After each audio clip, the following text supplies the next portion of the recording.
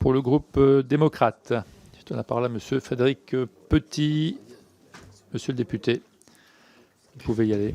Oui, merci Monsieur le Président. Monsieur l'ambassadeur, merci. Je vais parler ici donc, vous le savez tous, et on est plusieurs dans la salle, en tant qu'administrateur de l'AFD. Donc je participerai à vos travaux et si vous êtes confirmé.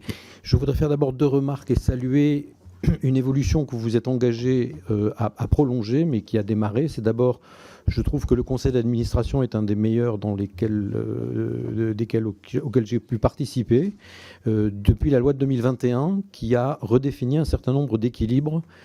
En particulier, je rappelle que nous sommes 8 parlementaires sur 13 votants à pouvoir assister. Voilà, je rappelle, Monsieur le Président, que je prône qu'il y ait une audition aussi systématique des administrateurs, des opérateurs, des administrateurs parlementaires, des opérateurs dans cette commission.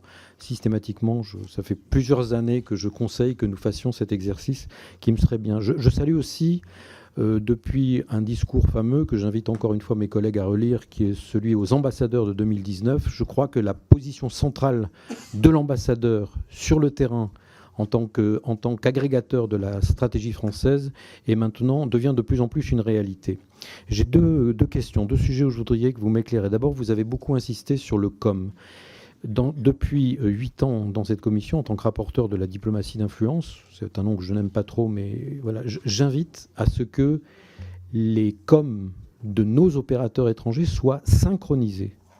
Je vous rappelle que vous n'êtes pas encore synchronisés. Le COM de l'AFD et le COM d'Expertise France ont encore du mal à être synchronisés eux-mêmes, alors que vous êtes dans le même groupe.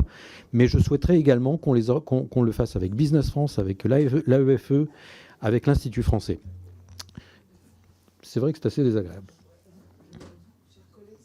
S'il vous plaît, je crois que c'est la troisième fois que je fais la remarque. Je ne vais pas interrompre chaque intervenant lorsqu'il y a un brouhaha. Monsieur Petit, vous pouvez reprendre. Donc voilà, je voudrais avoir votre position par rapport à cette synchronisation des COM qui décalerait peut-être un peu le vôtre, mais on arrive à une élection centrale dans notre vie politique.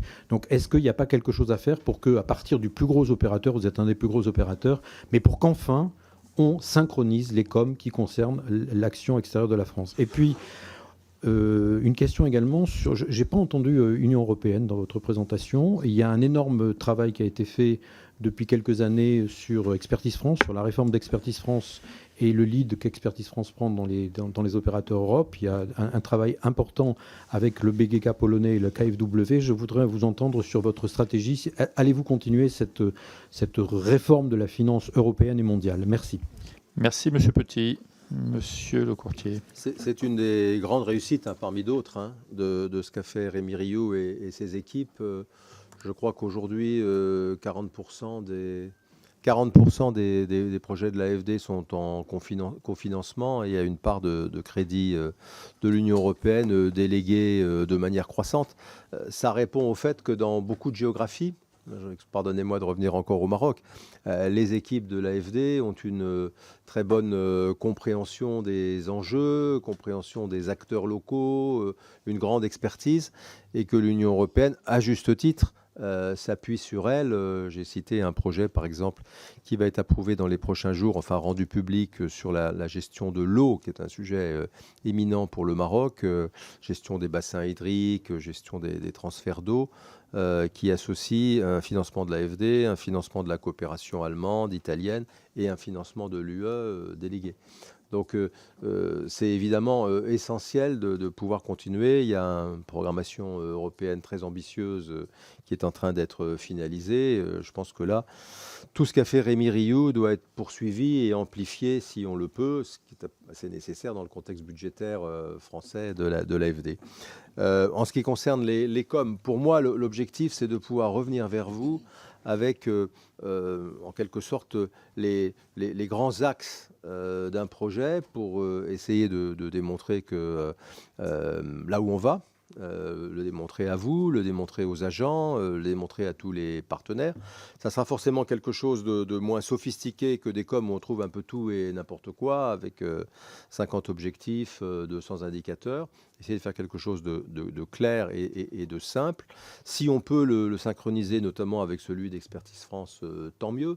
Mais je pense que dans le contexte que vous avez tous à juste titre abondamment décrit, qui est quand même un certain flottement, une certaine inquiétude, voire plus, sur l'avenir de l'AFD, il est essentiel que nous puissions poser une première pierre, quitte à ce qu'elle soit retaillée, sculptée, si je puis dire, par la représentation nationale et par toutes les parties prenantes. Alors, si on peut le synchroniser, tant mieux, mais je pense qu'il est vraiment essentiel, compte tenu aussi des échéances politiques, d'avoir quelque chose sur la table qui vous parle de l'AFD, qui parle de l'AFD à ses agents, qui parle de l'AFD à ses partenaires, parce qu'aujourd'hui, il y a évidemment un sentiment de flou qui est démobilisateur, qui est élément de stress, ça a été dit tout à l'heure, et ce n'est pas les meilleures conditions pour préparer l'avenir.